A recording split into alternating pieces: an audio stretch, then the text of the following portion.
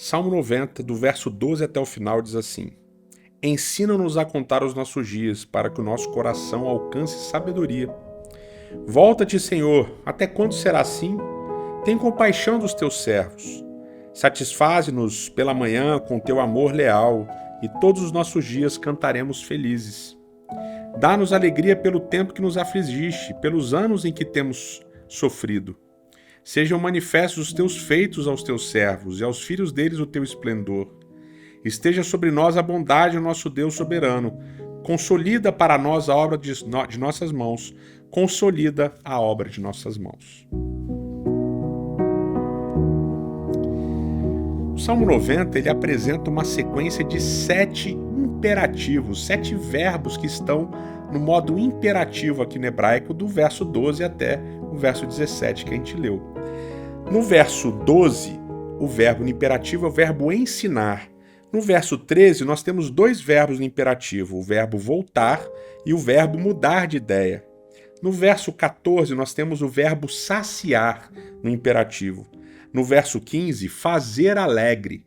E no verso 17, 2 vezes o mesmo verbo no imperativo, o verbo consolidar, o verbo criar, o verbo fazer, que é o verbo cum. Então são 7 imperativos que o poeta coloca diante de Deus. Agora, o curioso aqui é o verso 13, porque no verso 13 nós temos o verbo shuv, voltar, no imperativo. E o verbo shuv ele aparece também no imperativo em outro momento do Salmo, justamente no verso 3, que a gente viu ontem. Só que no verso 3, o imperativo está na boca de Deus, é Deus que manda que os homens voltem para ele. Ou seja, o verbo está no imperativo, mas é Deus falando. Deus diz, volte, ó filho do homem. E aqui, no verso 13, é o poeta, é o salmista falando, Senhor, volta para nós. Além desse imperativo aqui do verbo voltar, do verbo shuv, nós temos um outro verbo, que é o verbo naham.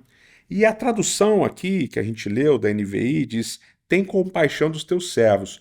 Mas, na verdade, a melhor tradução seria, mude de ideia sobre os teus servos. Senhor, mude a sua concepção sobre os servos. A ideia é justamente para que Deus volte e mude o que ele pensa sobre os filhos dos homens. E tudo isso recheado com a pergunta ad matai. Até quando, Senhor, o Senhor vai permitir que as coisas ruins aconteçam? Aqui nesses 7 imperativos do salmista, a tônica é, Senhor, até quando o Senhor vai permitir que a gente seja perseguido? Por favor, mude a nossa sorte, mude a maneira como o Senhor nos vê. É o sofredor, é o perseguido, clamando a Deus por mudança, pedindo, implorando, ordenando que Deus faça diferente. Às vezes a gente precisa disso também, dessa ousadia do salmista, de ordenar que Deus faça as coisas diferentes também na nossa vida.